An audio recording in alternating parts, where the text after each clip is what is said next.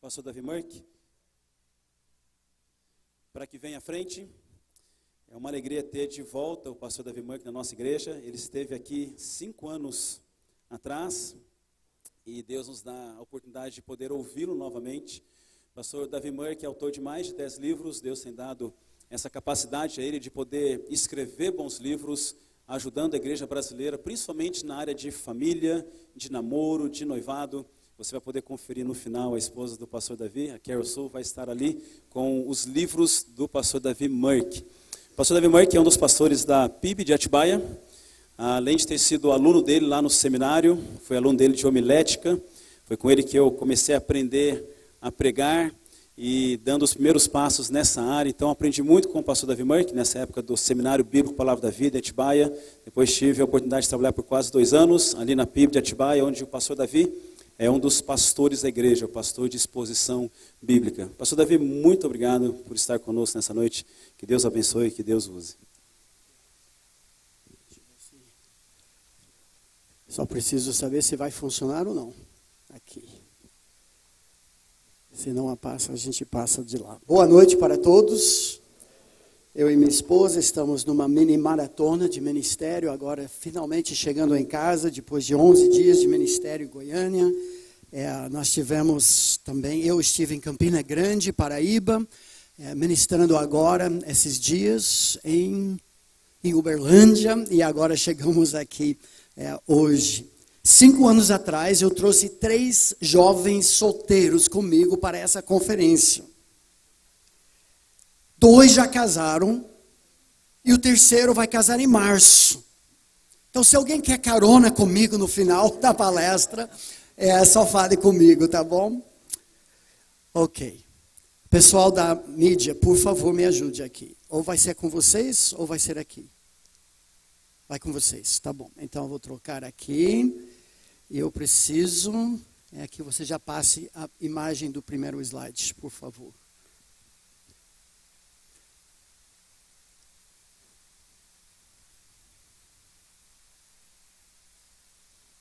Muito bom. Nosso alvo aqui nesta noite vai ser responder a pergunta sobre o que é o amor verdadeiro. Eu confesso que a minha praia, como um dos pastores da primeira igreja batista de Atibaia já faz muito tempo, como pastor. Pessoal, agora precisa avançar. Eu estou usando o passador de vocês.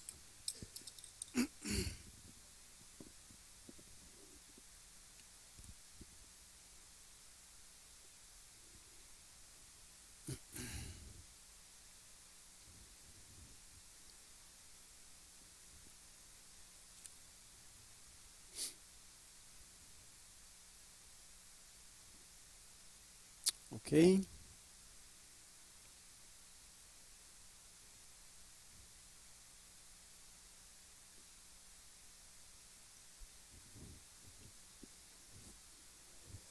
Quase.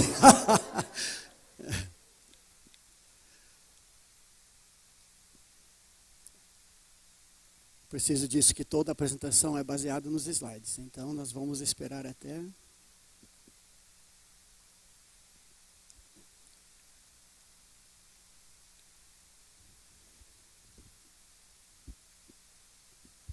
Com quem será? Vamos falar sobre isso.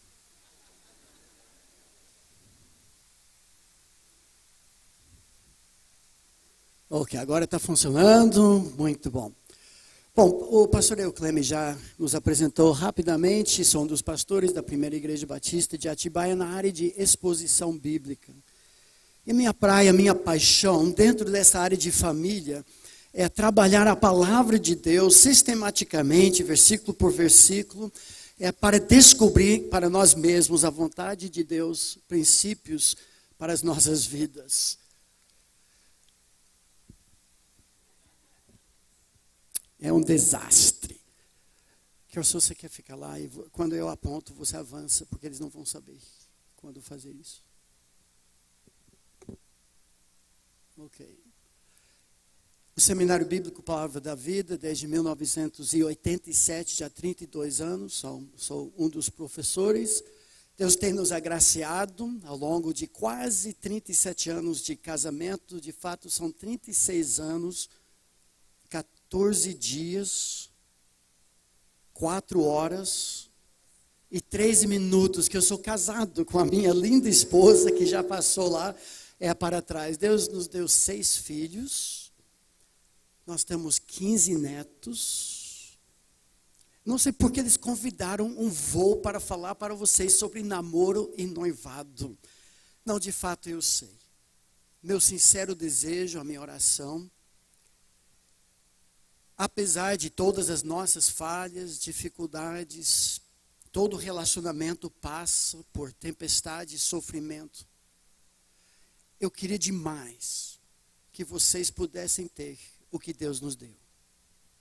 Eu sou casado com a minha melhor amiga.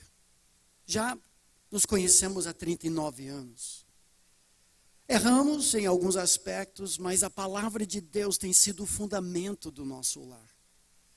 E talvez de uma perspectiva de algumas gerações antes da sua, nós podemos dizer em claro e alto som que esses princípios que nós vamos trabalhar hoje à noite funcionam.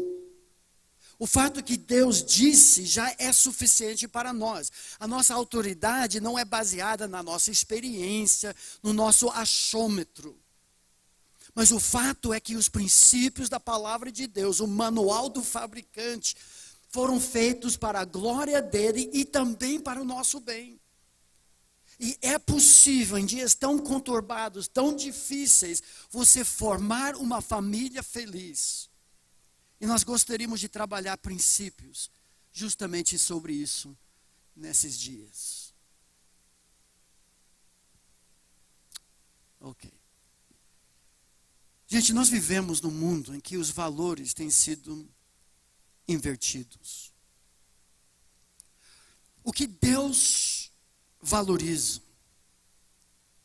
o mundo barateia. O que o mundo exalta, Deus detesta. Recentemente eu ouvi uma história, pode passar, sobre 2 ladrões, pode passar. Tá? Eu vou dar mais uma chance, depois eu vou esquecer de tudo isso, porque só vai atrapalhar a gente. Esquece, acabou. Pode apagar, eu não quero gastar tempo com isso. 2 ladrões invadiram uma loja à noite. Só que em vez de roubar a mercadoria, eles inverteram, trocaram as etiquetas de preço. Então naquela loja você encontrava um relógio extremamente caro, digamos de R$2.000, com etiqueta de R$1,99. E por outro lado, algumas bugigangas que tinha preço de R$2.000. Imagine a confusão quando os fregueses chegaram no dia seguinte e estava tudo invertido, de ponta cabeça. Valores invertidos. É exatamente isso que nós encontramos em nossos dias. Confusão sobre relacionamentos, confusão sobre a sexualidade humana, confusão sobre ideologia de gênero, vivemos em dias de pedofilia, homoafetividade, pornografia de forma epidêmica. Quase todo dia parece que passa uma nova lei, legislação antibíblica, em termos do que Deus espera da família. O ano passado tivemos todo aquele debate sobre arte e liberdade, suposta liberdade, com exposições do Santander e tudo mais. O mundo virou de ponta cabeça. O jovem que deseja uma vida pura, uma vida fiel, que recusa perder a sua virgindade para poder oferecer isso para seu amado, sua amada, é marginalizado como extraterrestre. Mas é justamente isso que Deus valoriza. No livro de Cantares de Salomão, ou melhor, o Cântico dos Cânticos, nós encontramos de forma cristalina a história de amor de um casal que serve como exemplo para as nossas vidas. Tem um versículo muito interessante no livro de Salmos que faz uma pergunta que eu quero fazer para todos nós hoje. Diz assim, Salmo 11, versículo 3: quando os fundamentos estão sendo destruídos, que pode fazer o justo? Os fundamentos hoje estão sendo destruídos. Eu lembro um tempo atrás, antes de eu e a minha esposa, nossos filhos, voltarmos para os Estados Unidos, nossa terra natal, para um tempo de divulgação. Mas antes disso, nós descobrimos que havia uma infiltração de água na parte de baixo da nossa casa. E era muita água, e não conseguimos descobrir de onde vinha toda essa água. Até que soubemos que a casa antiga, construída sobre encanamento de manilha, a manilha havia cedido, a casa estava cedindo, e o fundamento da casa estava sendo atingido.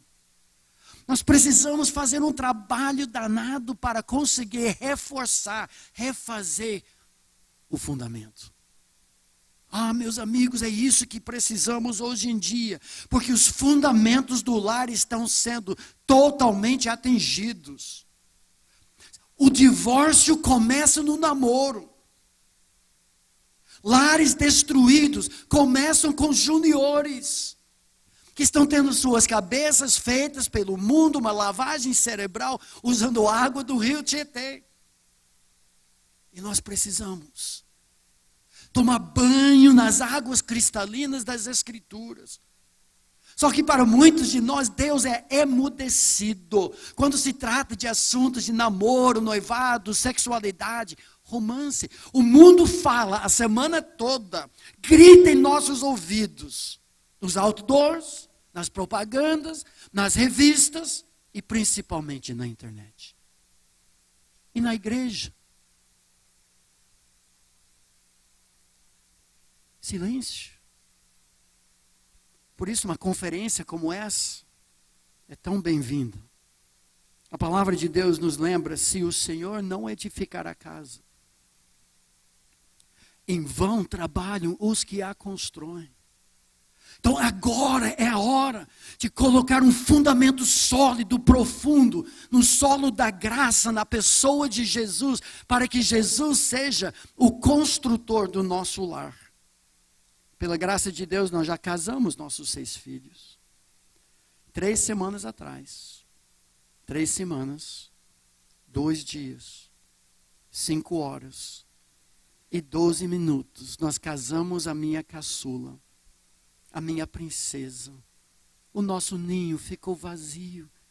Agora só eu e a minha amada, curtindo a vida de novo. Quando escrevemos os 2 livros, o namoro e noivado que Deus sempre quis, e depois o 2º volume, perguntas e respostas, são 66 perguntas das mais cabeludas, sobre essa área de relacionamento. Quando fizemos isso, eu recusei fazer isso sozinho como norte-americano, mesmo residente no Brasil, com filhos e já velho.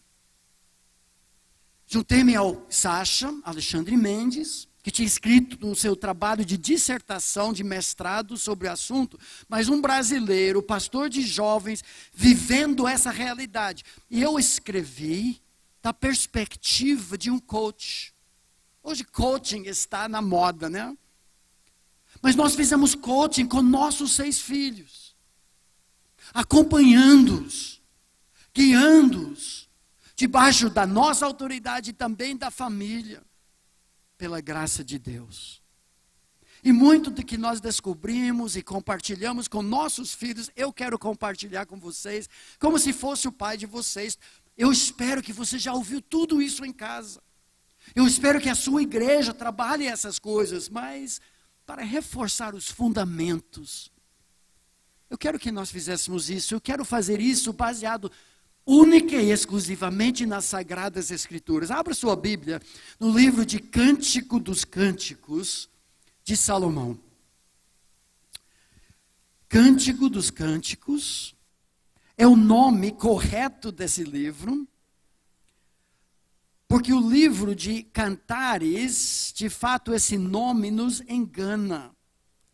O livro não é uma série de cânticos, mas sim o Cântico dos Cânticos.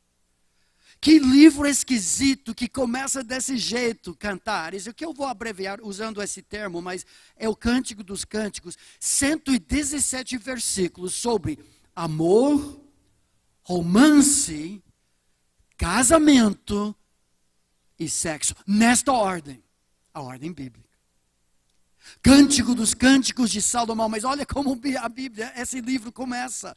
Beija-me com os beijos de tua boca, porque melhor é o teu amor, seus afagos, do que o vinho. Que isso está na Bíblia? Por isso muitos marginalizaram esse próprio livro das Escrituras. São Jerônimo, o tradutor da Vulgata, traduzindo o hebraico, o Velho Testamento hebraico, o Novo Testamento grego para latim. Ele, olhando para esse livro, disse: nenhum jovem com menos de 30 anos deveria ler esse livro. Então eu convido todos com menos de 30 anos a saírem agora. Não vou fazer isso. Fique. O concílio de Constantinopla condenou como herege qualquer um que interpretava esse livro de forma literal e não alegórica, raspando pétalas de rosas para encontrar figuras de Jesus, porque o livro é tão direto, mas é delicado. E o livro é cheio de conselhos. Esse livro poético, um cântico, resume todo o ensinamento das Escrituras, de Gênesis até Apocalipse, sobre a família, em um livro só.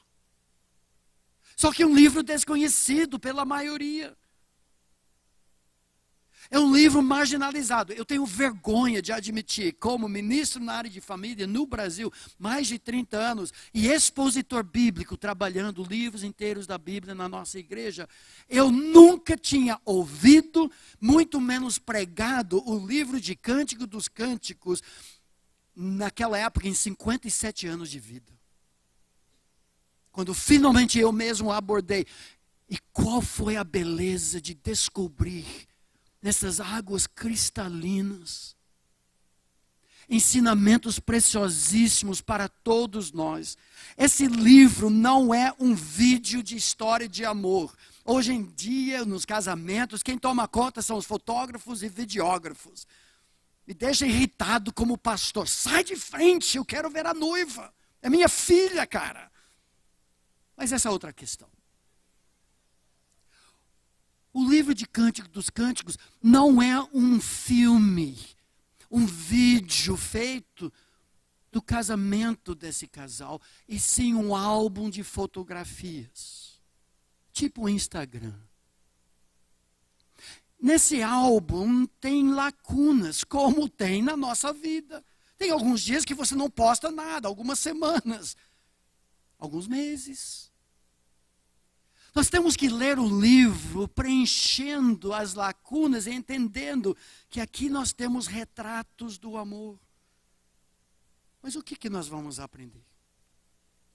Eu não tenho tempo para trabalhar 117 versículos, embora eu falei com minha esposa hoje à tarde, é uma tentação muito grande. Eu já fiz isso uma vez em 1 hora. E pastor Eucleme me deu 3 hoje à noite, então, não, acho que 1h15, né? Mas eu quero colocar água na sua boca, mesmo que você tenha menos de 30 anos de idade. No nosso novo comentário, que é fruto de 30 anos de trabalho na palavra de Deus na área de família. No meio, no centro desse livro, tem 8 exposições do livro de Cântico dos Cânticos, de A a Z, todos os 117 versículos. E uma coisa fascinante que descobrimos nisso. Podemos resumir a mensagem desse livro, o que eu vou deixar para vocês nesta noite, a minha contribuição nessa conferência. São 3 palavras-chave que resumem o livro todo, e que você vai gravar, você vai sair daqui sabendo disso, martelando a sua alma e lembrando, na hora de iniciar um namoro, em meio ao seu namoro, e preparando-se para o seu casamento. Quais são essas palavras? As três começam com a letra P, e nós vamos também associar um símbolo com cada uma delas.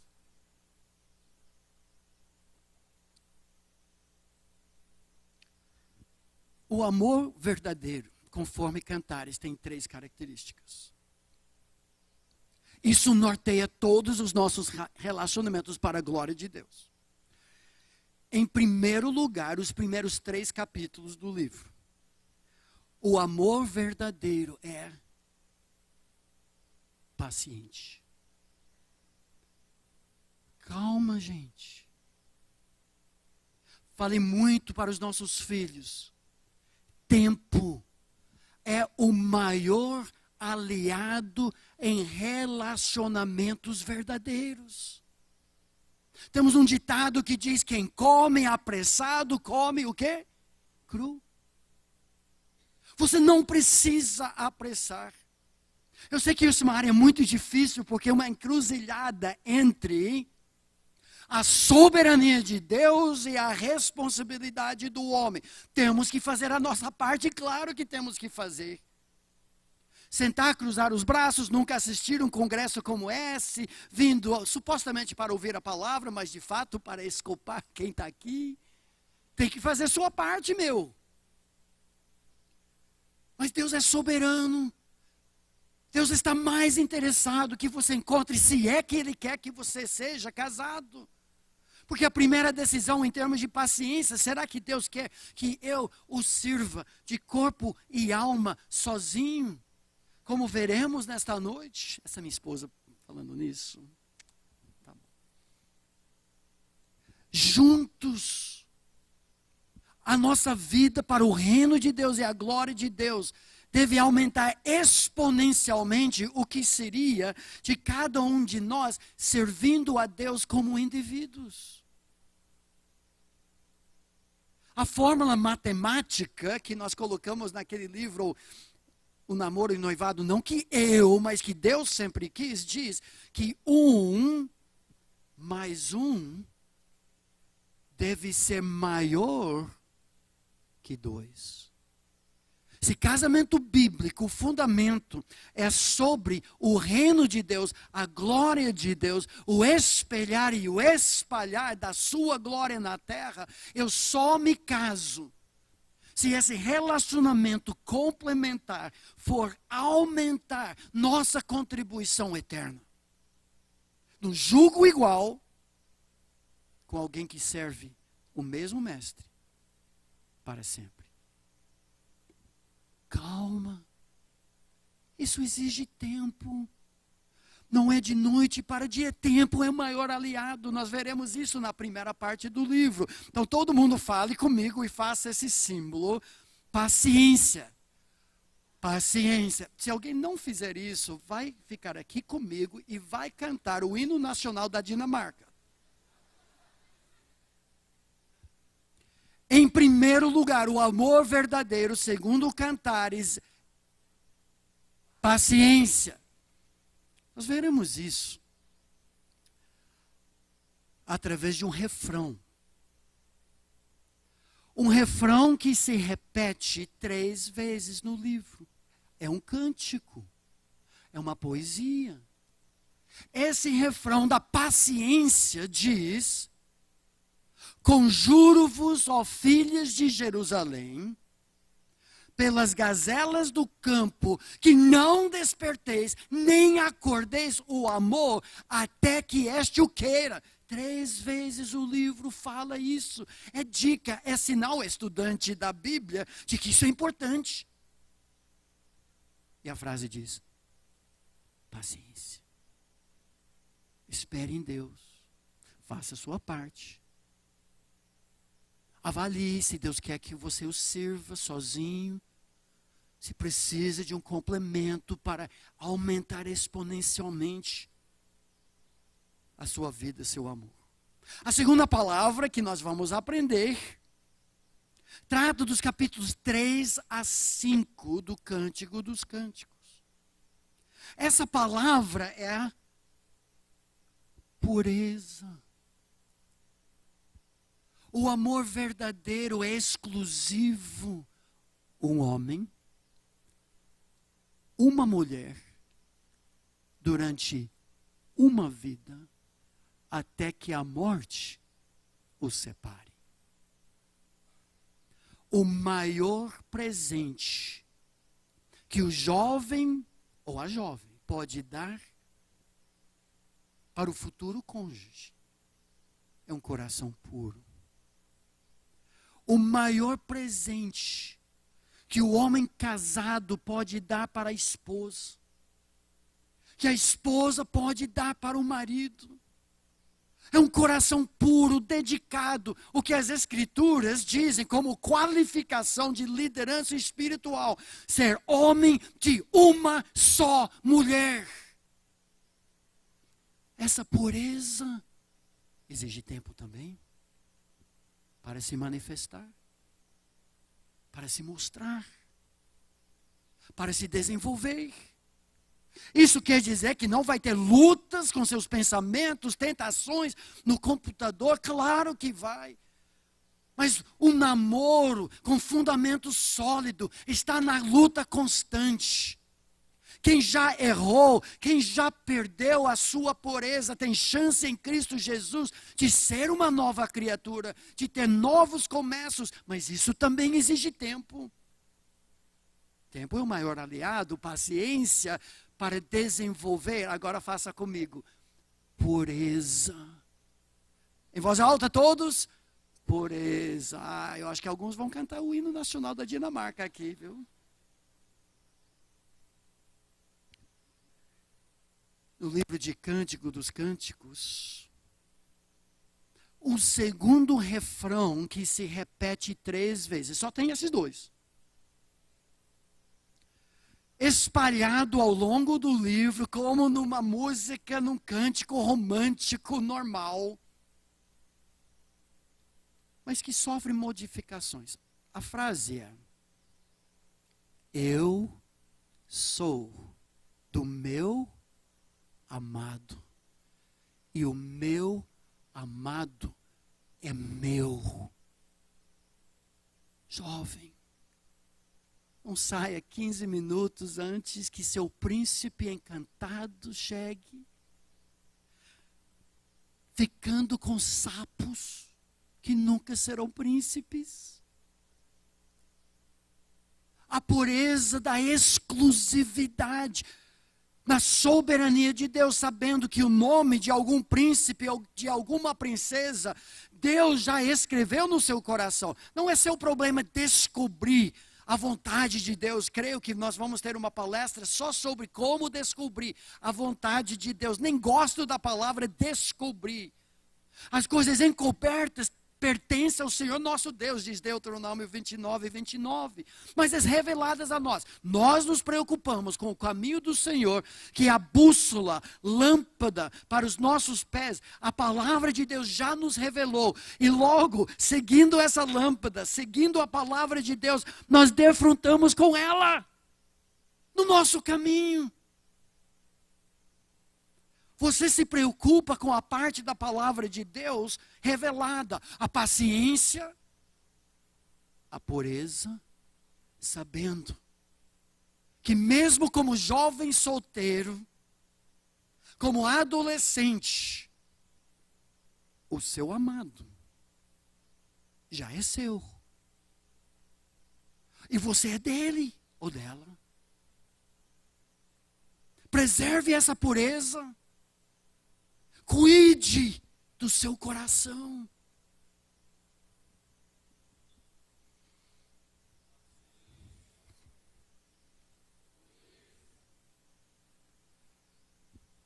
A terceira palavra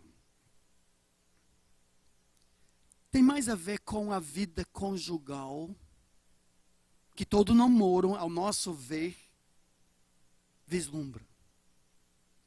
Quando eu trato de namoro, que é um fenômeno dos últimos 100 anos, no livro nós traçamos um pouco a história disso. É um fenômeno cultural nosso. Dos últimos anos mesmo.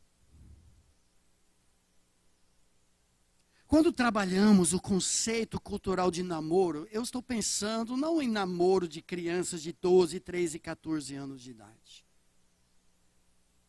Entendo biblicamente que o envolvimento de duas pessoas do sexo oposto visa estabelecer o fundamento de amizade, de compromisso, de compatibilidade e de confiança, visando o casamento.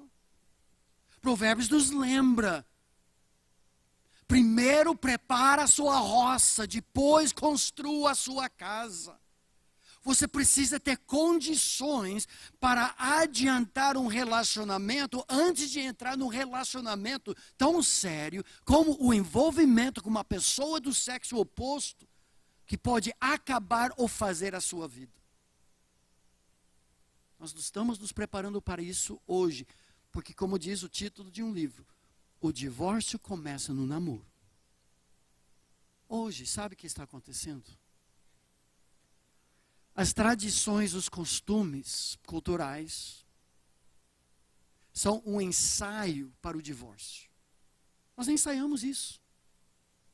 O padrão de ficar com um, ficar com o outro, namorar com um, namorar com o outro, de forma leviana, sem envolvimento dos pais, sem envolvimento das autoridades, sem multidão de conselheiros, sem envolvimento dos pastores, sem envolvimento conjunto ministerial, para ver se essa pessoa realmente tem coração voltado para o reino, a razão do casamento ou não. Mas quando entramos num relacionamento, saímos, entramos em outro, treinamos o divórcio. E de repente nós pensamos, depois de namorar com 5, 6 pessoas diferentes, de repente, essa vez vai dar certo, e eu vou ficar com ela por 65 anos. Engano? Eu não estou dizendo que tem que casar com a primeira pessoa com quem você namorou. O que eu estou dizendo é que, à luz do propósito do namoro, noivado, relacionamentos com pessoas do sexo oposto, visando a glória de Deus, temos que ser muito mais cautelosos. Paciência. Mesmo que todo mundo ache você careta, ultrapassado, talvez um pouco esquisito, que nunca namorou, nunca ficou, é virgem ainda, não importa. Querido jovem, tem 7 mil, de fato tem 70 milhões, que não se dobraram o joelho diante desse Baal da nossa cultura. Tudo isso leva para a terceira palavra, que é a segunda metade do livro, que trata agora não do casalzinho de namorado noivos, capítulos 1 a 5, e sim do casal casado. Mas o princípio, terceira palavra, é perseverança. O amor verdadeiro não desiste. Amor, por definição, não pode desistir. Fazer a declaração, eu te amo, é uma das mais sérias da sua vida, que significa, eu estou a fim de procurar o seu bem para o resto da sua vida, mesmo que signifique que eu desmanche com você, porque eu não sou a melhor pessoa para você. Perseverança. Perseverança no amor. Faça comigo. Perseverança.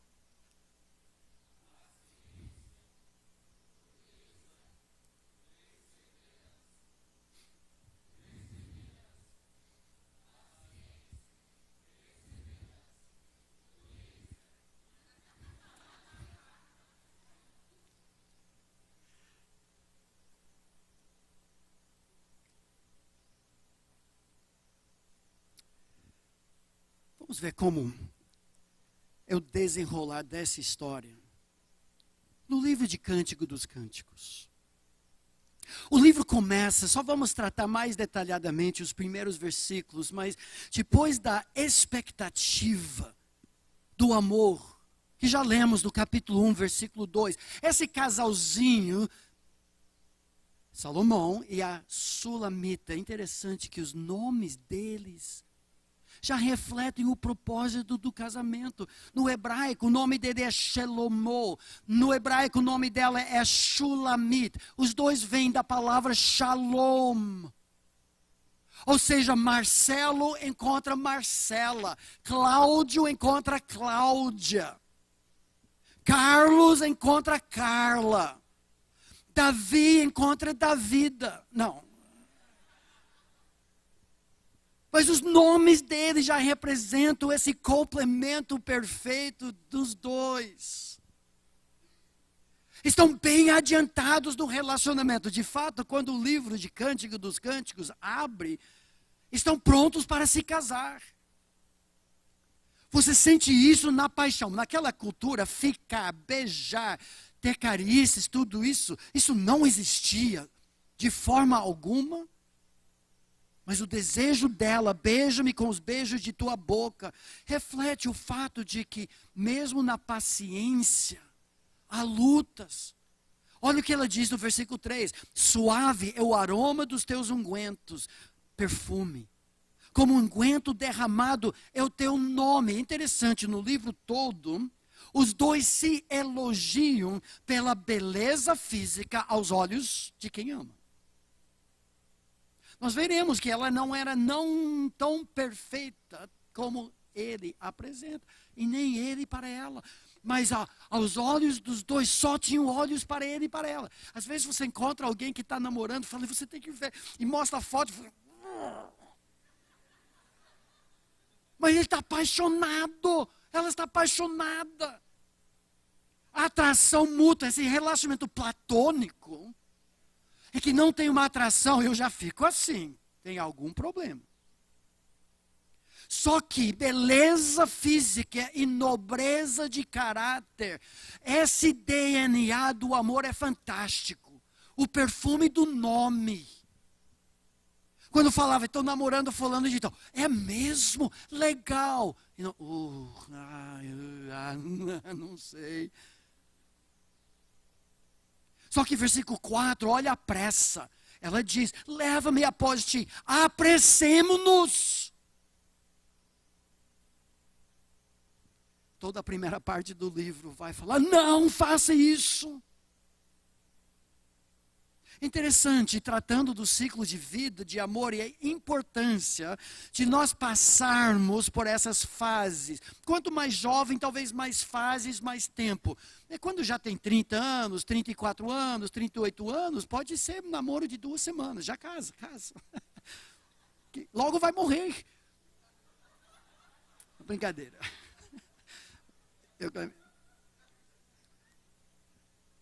Mas com mais maturidade, nós temos mais condições de avaliar. Só que tem um problema. Todo relacionamento também, além da atração, passa por períodos de interferência. Olha o versículo 5. Desculpa, 4, a segunda parte. Outras pessoas falam, muitas Bíblias identificam como sendo as filhas de Jerusalém, que dizem a mesma coisa para o rei que ela fez, tem concorrentes.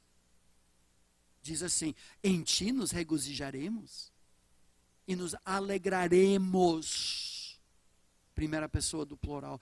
Do teu amor, dos teus afagos nos lembraremos, mais do que do vinho. Mesma coisa que ela falou. Não é sem razão que te amo. Opa, que é isso? Lá no palácio onde a Sulamita se encontra, levada para lá, pelo noivo, encontra-se no meio das damas finas do palácio, branquelas, e elas também conhecem o rei Salomão.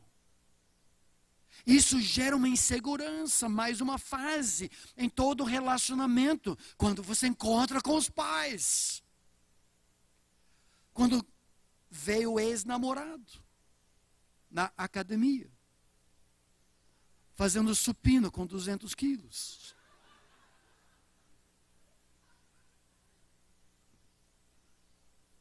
Olha o que ela diz no versículo 5. Elas se desprezam. Hoje alguns diriam que ela tem problema de autoimagem. Nós não entramos nessa praia, mas olha o que ela diz. Eu sou morena, mas formosa. Ó filhas de Jerusalém. Ela identificou essas mulheres do palácio que falaram, versículo 4. Versículo 6, não olheis para o eu ser morena, porque o sol me queimou. Os filhos de minha mãe não são irmãos, provavelmente meus irmãos, porque ela não fala meus irmãos. Provavelmente a Cinderela Sulamita, que é essa primeira história de Cinderela na história. Os filhos de minha mãe se indignaram contra mim, me puseram por guarda de vinhas. Ou seja, o testemunho dela, ela veio do norte, no final do livro descobrimos isso. Ela era camponesa, caipira, falava com sotaque, queimada pelo sol, calos nas mãos, era trabalhadora. Ela não fazia todos os tratamentos cosméticos a cada noite. Não tinha atendentes fazendo tudo isso com ela. A beleza dela era pura, era natural, mas é diferente das branquelas do palácio. Ela é Cinderela. E ela diz, a vinha que me pertence, eu não aguardei. Porque a nossa família precisava trabalhar. Precisavam de mim. Versículo 7, então, ela clama. Nesse período de conhecimento mútuo. Para aquele que a trouxe até aquele lugar do palácio em Jerusalém. Dize-me, ó amado da minha alma, ele sumiu. Onde apacentas o teu rebanho? Onde o fazes repousar pelo meio-dia? Para que não ande eu vagueando como mulher de véu junto ao rebanho dos teus companheiros. Parece que ele sumiu do palácio, olhando para as fotos do álbum de cantares. Deixou ela sozinha, cercada pelas daminhas fininhas. E cadê ele? Ele está lá cuidando dos rebanhos e tudo. Ela sente, como todo casal passa, por períodos também de insegurança. Que precisam ser superadas biblicamente. Só que elas, aquelas outras concorrentes, respondem no versículo 8. Se tu não sabes, ó mais formosa entre as mulheres, sai-te pelas pisadas dos rebanhos, apacenta os teus cabritos junto às tendas dos pastores. Ela tinha falado, eu não quero dar em cima. Eu quero ser uma mulher digna, delicada, correta. E ela só, não, o que é isso? Você é do campo mesmo. Vai lá, dá em cima, vai de tenda em tenda, que nem prostituta. Gente, não precisa. Para ganhar o príncipe, não precisa se expor. Não precisa fazer barulho. Precisa ter paciência. Porque o príncipe encantado vem. Mas precisa esperar. Se der beijo a algum sapo, que nunca será príncipe, talvez o príncipe vá embora. Agora ele entra em ação. Esse primeiro trecho serve de ilustração para nós. Olha o que ele responde no versículo 9. Eu não recomendo isso para você que está querendo encantar a menina. Olha o que ele diz para ela, versículo 9. As éguas dos carros de Faraó te comparo, ó querida minha. Se fosse lá no Rio Grande do Sul, meu bem, tu és potranca.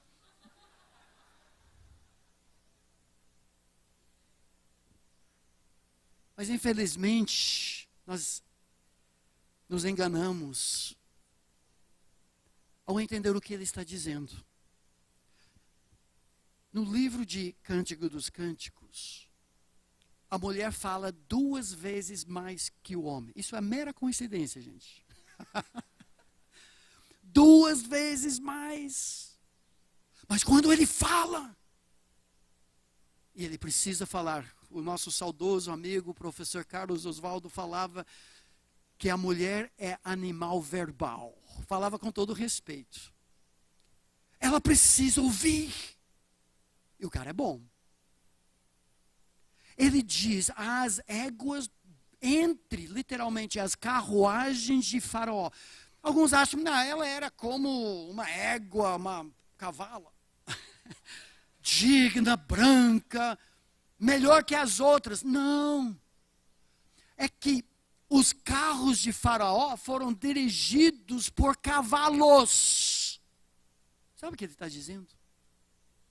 Você é sui generis. Você é única. Você é como uma égua que aparece entre milhares de cavalos, aqueles que dirigiam carros de guerra, e andando no meio, e todos eles doidos. Uma égua só, excepcional, em meio a tantos os cavalos. O que ele fala para ela? Você é única. Não tem concorrente. Não tem alguém igual. Formosas são as tuas faces entre os teus enfeites, o teu pescoço com os colares. Não é a única vez que ele fala alguma coisa assim. Um dos versículos mais mal interpretados do livro todo é capítulo 2, versículo 1. Olha na sua Bíblia.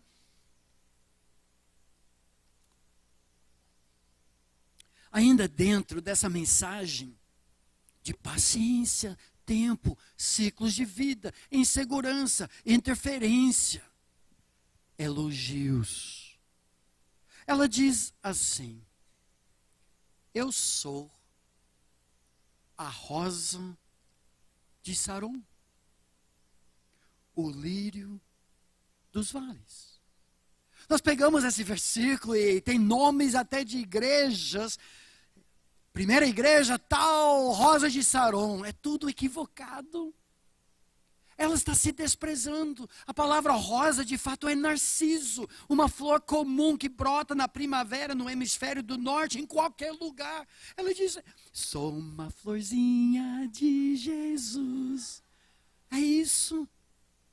Eu sou um lírio dos vales entre tantos outros lírios. É o que ela falou antes. Eu sei que eu tenho uma formosura natural, mas eu sou morena, queimada, com calos nas mãos. Mas olhe como ele de novo entra em ação. Cara, é bom. Ele esqueceu das éguas. Ele diz no versículo 2: qual o lírio entre os espinhos, tal é a minha querida entre as donzelas. Se todas as outras mulheres fossem espinhos, tu és a flor da minha vida. Mas não é só ela que faz isso. Por exemplo, capítulo 1, versículo 14, ela fala para ele. E aqui nós encontramos em elogios intercalados. É interessante a estrutura do cântico. Depois do primeiro conflito, desejo, tudo isso, ela fala dele, ele fala dela. Ela fala dele, ele fala dela. Ela fala dele, ele fala dela. Elogio, elogio. O amor verdadeiro, com o tempo, cresce na apreciação mútua. Gente, uma tristeza. Quando o casal casado 5 anos, 10 anos, 37 anos, só consegue ver defeitos no outro. O amor verdadeiro é paciente, passando o relacionamento, como diz Provérbios, pelas provas, pelos crivos de compatibilidade. Opostos se atraem e se completam. E confiabilidade, mas uma vez passadas essas provas, agora é perseverança. Como é triste quando recebemos um casal para um aconselhamento depois de tantos anos de casados, fizemos o casamento deles, mas agora parece que é só briga. Senta um desse lado, senta outro desse lado. Pois não, como nós podemos ajudar? E um começa a falar, pastor, é agora. Esse homem que você investiu tanto tempo, em casa ele não levanta um dedinho para ajudar. Ele não é líder espiritual, ele nunca ora comigo, não dirige culto doméstico com nossos... você vai falar agora, você que nunca lavou louça na vida. E você tem 2 demônios. Que nem Adão e Eva se acusando. Cadê o primeiro amor? O que aconteceu? A amizade acabou. Por isso é tão importante construir alicerces sólidos no solo da graça, da amizade e da apreciação mútua. Em 1,14, olha o que ela fala para ele. Como um buquê de flores de rena nas vinhas de Engedi, é para mim o meu amado. Ela diz para ele, se todos os outros homens fossem pedrinha e areia, ele é uma flor. Quando chegamos no capítulo 3, versículo 5, o desejo mútuo aumentou de tal forma. Cada um que é normal e correto, num relacionamento duradouro, deseja o outro. Esse desejo é de Deus, mas precisa ser segurado, controlado, precisa de conselheiros, precisa vigiar o seu testemunho, precisa fugir de toda a aparência de mal, precisa de paciência. Quando os 2 estão querendo demais, ela diz, versículo 5 do capítulo 3. Ela chama aquelas que eram do contra, que agora são amigas, conjuro-vos, ó filhas de Jerusalém, pelas gazelas e servas do campo, que não acordeis nem desperteis o amor, até que este o queira. Esse refrão se repete 3 vezes ao longo do livro, justamente nos textos em que a tensão sexual chega no seu auge, mas não pode ser consumado ainda. Precisa dos pais, precisa dos pastores, precisa de prestação de contas com outros, precisa de padrões de namoro para fugir de situações comprometedoras. Ela apela para não estragar o amor, para não estragar o mistério, para não estragar a surpresa. Conjuro-vos, ó filhos de Jerusalém, pelas gazelas. Por que pelas gazelas? Porque são bichos sensíveis, delicados, facilmente espantados. Calma. Se chegar rápido demais, você espanta e vai embora. Descanse. Espere. Proteja-se. Submeta-se. Aguente com paciência o tempo. Cresça na apreciação mútua. Desenvolva hábitos de homem de uma só mulher. De mulher de um só homem. Isso vai te ajudar muito ao longo do casamento. De forma prática, um dos capítulos do livro, Namoro e Noivado que Deus sempre quis, trata das 3 decisões mais importantes da sua vida, dentro da ótica da paciência. 3 perguntas, 3 decisões que precisam ser tomadas nesta ordem para uma vida abençoada. Dentro do relacionamento. Em primeiro lugar, quem é mestre da sua vida? Quem manda? A quem você se submete? Quem é o seu Senhor? Tem a ver com salvação e serviço. Segunda pergunta. Qual a sua missão na vida? Meus amigos, jovem, adolescente, 14 anos, com raríssimas exceções, não sabe qual é o seu chamado. O que é que Deus o chamou para realizar na vida? Meu amigo, é lógico. Como você vai se juntar a uma pessoa para caminharem juntos, como Gênesis diz, cultivando e guardando o campo do Senhor, se você não sabe qual campo? Como você vai se juntar a uma pessoa para ser seu melhor amigo, sua melhor amiga para o resto da vida, para cumprir os propósitos que Deus tem para a sua vida nos próximos 65 anos, que não sabe ainda. E o que acontece se você tomar a terceira decisão, em termos de marido ou mulher, matrimônio, antes de ter o mestre e a missão definida? É desastre.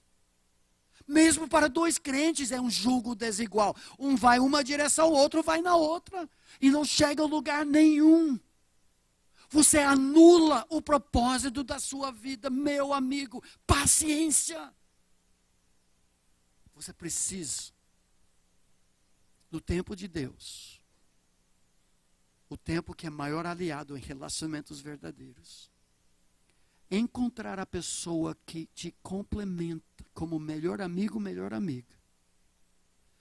Para que juntos com alegria, felicidade e santidade servir a Deus, para que sua vida tenha propósito, realização.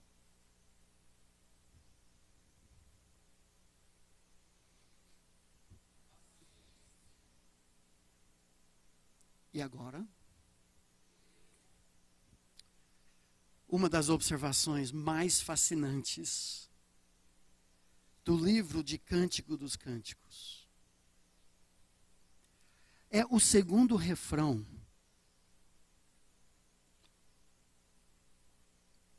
que também se repete 3 vezes. Pureza. O amor verdadeiro é paciente e é puro. Talvez hoje essa seja a nossa maior luta. O inimigo quer nos convencer de que o plano de Deus é quadrado, obsoleto, careta. Mas o fato é que pureza é o maior presente que podemos dar ao nosso melhor amigo para o resto da vida. Isso tem que ser treinado. Sabe o que está acontecendo hoje? Nós somos que nem o náufrago.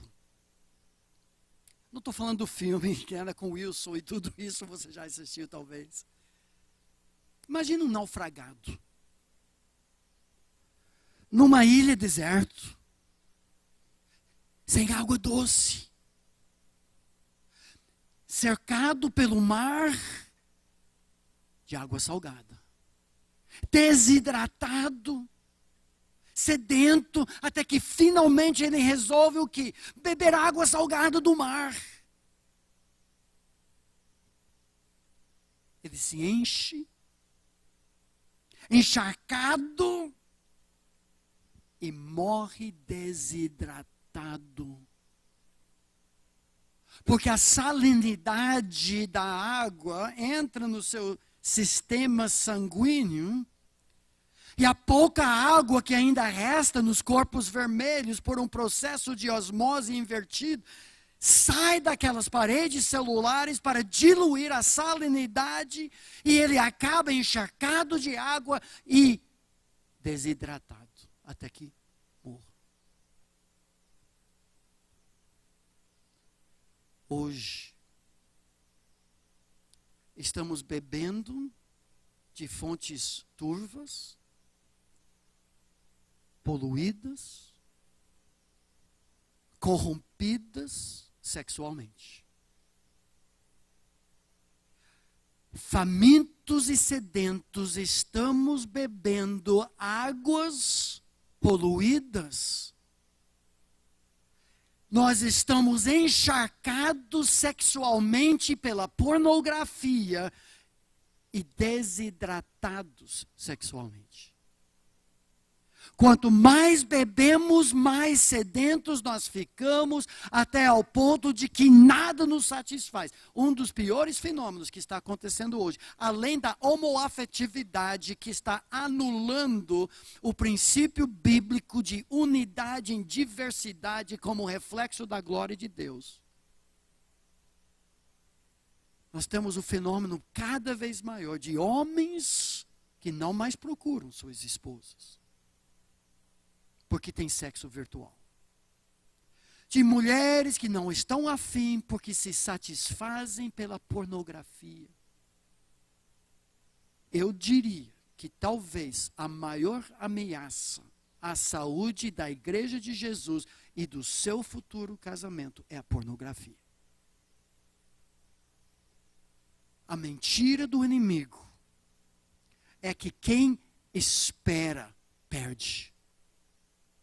Na nossa experiência ministerial de mais de 30 anos, eu cheguei a outra fórmula sobre a pureza ou a falta de pureza. Quanto mais antes, menos depois. Quem bebe dessas águas fica com enjoo e perde o gosto, o mistério, o segredo da exclusividade. O meu amor é meu, o meu amado é meu e eu sou dele. Olha para capítulo 2, versículo 16, para ver essa mensagem. 2,16. De fato, no versículo 15 do capítulo 2, ela já clama por ajuda, porque descobriu que tem raposinhas, inimigos do relacionamento. Não são casados ainda. Apanhai-nos as raposas, as raposinhas que devastam os vinhedos, a pornografia, a passividade masculina, a rebeldia feminina, problemas de comunicação, raposinhas que vão devastando desde o namoro. Porque as nossas vinhas estão em flor, é hora de serem desenvolvidas, mas já tem inimigos. Qual a solução? Ela mesma dá a resposta. Olha 2,16, o refrão da pureza e exclusividade. Diante dessas ameaças, ela declara em claro e alto som: o meu amado é meu, raposinhas caiam fora. E eu sou dele. Notem que no início do namoro, noivado, antes do casamento, a posse vem antes do pertence. A segunda vez que esse refrão se encontra no livro, capítulo 6, versículo 3. Já são casados. Só que houve um problema. O livro é muito realista. O rotineiro do casamento matou o romântico. Ele chega de viagem no capítulo 5, precipitadamente, ele antecipou seu voo. Ele só quer vê-la, só pensa nela. Ele chega lá no quarto dela, mas está barrado. Ele clama para ela. Versículo 2 do capítulo 5, diz assim: eu dormi, ela falando, mas o meu coração velava. Eis a voz do meu amado que está batendo. Abre-me, minha irmã, querida minha, pomba minha, imaculada minha, porque a minha cabeça está cheia de orvalho, os meus cabelos das gotas da noite. Ele viajou a noite toda para encontrá-la. Em lugar nenhum no livro ele empilha tantos termos de carinho. O amor dele está à flor da pele. O desejo dele, ele só a quer. Mas ela está com dor de cabeça. Versículo 3. Já despi a minha túnica, meu bem. Será que tenho que vesti-la outra vez? Já lavei os meus pés, tornarei a sujá-los, abrindo a porta para você? O frágil ego masculino rejeitado assim poderia ter arrombado aquela porta, ameaçada: você não me quer, mas tem outras que me querem.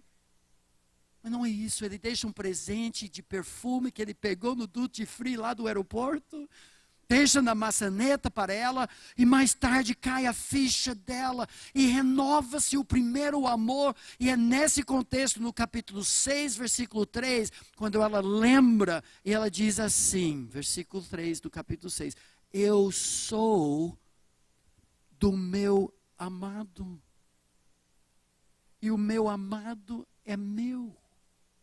Mas notem uma mudança. No amadurecimento do amor, ela começou falando: Meu amado é meu, eu sou do meu amado. A segunda vez, agora com um pouco mais de maturidade outrocêntrica, que a vida de Jesus em nós, ela inverte. Ela começa, eu pertenço e eu possuo. Eu sou do meu amado e ele é meu. A terceira vez que o refrão da pureza e exclusividade nesse livro se usa, capítulo 7, versículo 10. Agora eles realizam a reconciliação plena através da segunda consumação sexual do seu casamento em 7:10. Olha a mudança. Terceira vez que o refrão se repete, ela diz: eu sou do meu amado. E ele tem saudade de mim. Ele me quer. Algo está faltando. Notem que ela não fala. E ele é meu. Parece que tem uma mensagem, não subliminal, mas sutil, no desenvolvimento do livro, que é uma lição muito, muito importante para nós. O casamento, o relacionamento cristocêntrico, cresce no outrocentrismo de Cristo, ao ponto de nós nos esquecermos de nós mesmos. No namoro, inflamados com paixão, mas é muito sobre nós. Ela me faz se sentir bem. Eu gosto do toque dele, do carinho dele. Eu gosto de aparecer no shopping com ele e eu consegui alguém. Mas o amor verdadeiro em Cristo é a vida de Cristo sendo vivida em nós. Em que nós esquecemos cada vez mais de nós mesmos para viver uma vida de serviço ao outro, ao ponto de que no pleno desfruto e na maturidade do amor, ela se esqueceu de si mesma por completo. Eu pertenço, isso que é importante. Essa exclusividade, esse amor puro e único, homem de uma só mulher, mulher de um só homem, é o que Deus deseja para nós. Talvez para ilustrar e já fechar com nossa terceira palavra, imagina que você foi convidado para comer fora no Outback.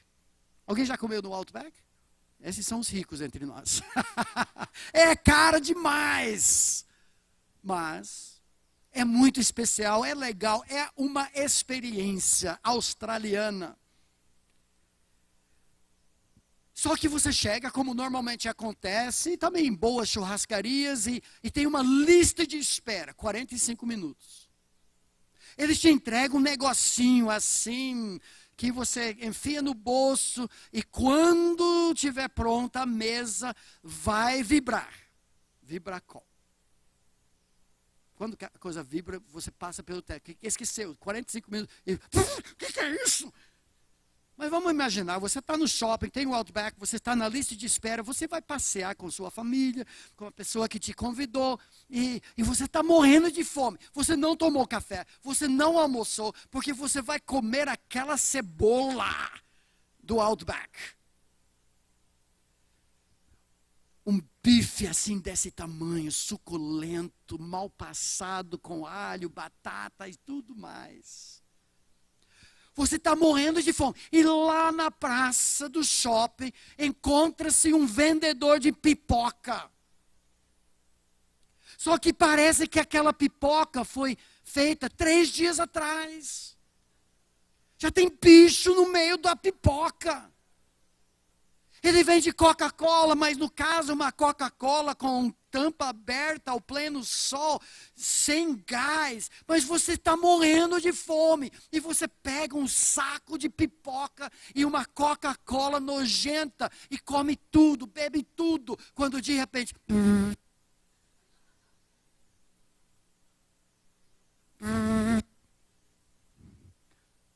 Outback.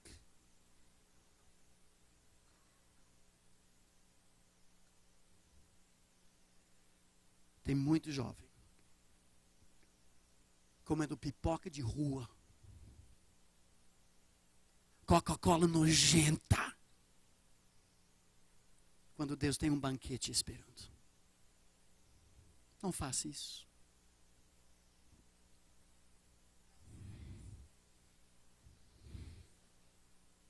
E tudo isso visando o grande finale do livro de Cantares, capítulo 8.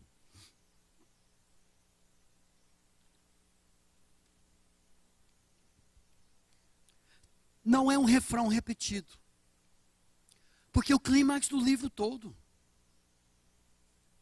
Capítulo 8, versículo 6, ela tem o privilégio, porque de fato no livro, a Sulamita é a verdadeira heroína do livro, não Salomão. E ela pronuncia a mensagem do livro, o grande finale, que é a mensagem do capítulo 5 até 8, e ela diz assim para ele: põe-me como selo sobre o teu coração, centro do seio, como selo sobre o teu braço, centro da força. Porque o amor é forte como a morte, ninguém escapa. E duro como a sepultura, o ciúme é correto, porque o meu amado é meu. As suas brasas são brasas de fogo, veementes labaredas, ou talvez chamas de Yahweh, Jeová, vem de Deus. E aqui é a lição do livro. Versículo 7. As muitas águas não podem apagar o amor, nem os rios afogá-lo. Ainda que alguém desse todos os bens da sua casa, pelo amor será de todo desprezado. O amor não se compra, não se vende. O amor é o maior presente que alguém pode dar e é para o resto da vida. As muitas águas não podem apagar o amor. Se algo pode apagar o amor, não é amor bíblico. O amor não falha. O poeta brasileiro, Vinícius de Moraes, anos atrás, escreveu uma poesia, ironicamente intitulada Soneto de Fidelidade. Escuta o que ele diz. E assim, quando mais tarde me procure, quem sabe a morte, a angústia de quem vive, quem sabe a solidão, o fim de quem ama. Eu posso me dizer do amor que tive, que não seja imortal, posto que é chama, mas que seja infinito, enquanto dure. Ok? Amor eterno, enquanto dure. É um paradoxo, um contrassenso. Escrito por um homem que quer nos ensinar sobre o verdadeiro amor, que teve 9 esposas. Detonou o coração de muita gente, de muita criança, morreu como alcoólatra. Casado com a 9ª esposa. O soneto de fidelidade não é amor eterno enquanto eu goste, enquanto me agrade. Se houve mais um casal falar para mim, eu tenho o direito de ser feliz, eu vou vomitar. Onde você encontra isso nas Escrituras? Você tem o direito de ser santo. Você tem o direito e responsabilidade de glorificar a Deus nos seus relacionamentos. Pacientes, puros e perseverantes. Esse é o amor de Jesus, impossível para mim, impossível para você. Mas quando Jesus constrói o lar, é possível, depois de 37 anos, ser casado com seu melhor amigo, sua melhor amiga. É possível, depois de 62 anos, como meu sogro e minha sogra completaram ontem, como melhores amigos. Na doença e na saúde, a minha sogra cuidando do meu sogro, fundador do seminário bíblico Palavra da Vida, com uma pneumonia muito forte. Ah, meus amigos queridos, as tempestades virão. O jovem hoje acha que vai ser uma bonança a vida. E primeiro sinal de tempestade pula fora do barco. Deixa eu terminar com uma última ilustração. Recentemente eu vi num shopping uma palmeira plantada num canteiro raso. A palmeira era muito bonita, saudável, regada todo dia, mas nunca experimentou uma tempestade no shopping. Compare essa palmeira com aquelas plantadas à beira-mar. Em meio às tempestades, os ventos, a chuva, os furacões. Tem cicatrizes nas suas folhas, nos seus troncos, mas são fortes, são resistentes, aguentam qualquer coisa, porque suas raízes vão bem fundo no solo da graça. São entrelaçadas as raízes para agora resistir a qualquer coisa. Não queira ser uma palmeira plantada em shopping, vida boa até que venha a primeira tempestade. A perseverança significa aprofundar-se no solo da graça de Deus, na sua identidade em Cristo Jesus, a sua salvação naquele que morreu na cruz do Calvário, ressuscitou para viver a vida dele através de você e do seu amado, para juntos, num jugo igual, cumprir diante do seu mestre a sua missão, para terminar a sua vida com os galardões eternos, de uma vida fiel, uma vida paciente, pura e perseverante. Queira ser essa palmeira e não a outra.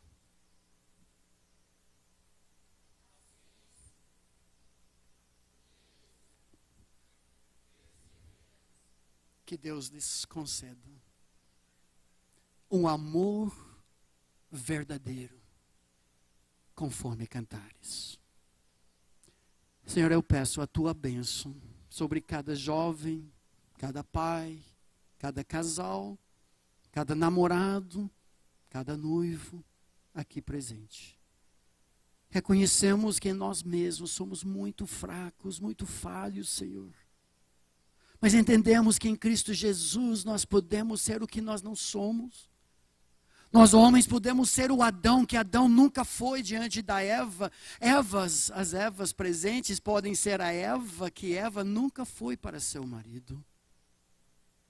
Nós pedimos pela tua graça a paciência que precisamos, se é da tua vontade que encontremos aquela pessoa, para sermos puros, fiéis, para desenvolvermos uma amizade em que 1 mais 1 dá muito mais que 2. Perseverantes até que a morte nos separe, até as bodas do Cordeiro, o grande e final casamento que nos aguarda. Senhor, quando eu olho para esse grupo, como tenho orado durante um tempo, eu peço que o Senhor fale profundamente ao coração de cada um, pelos méritos de Jesus. Amém.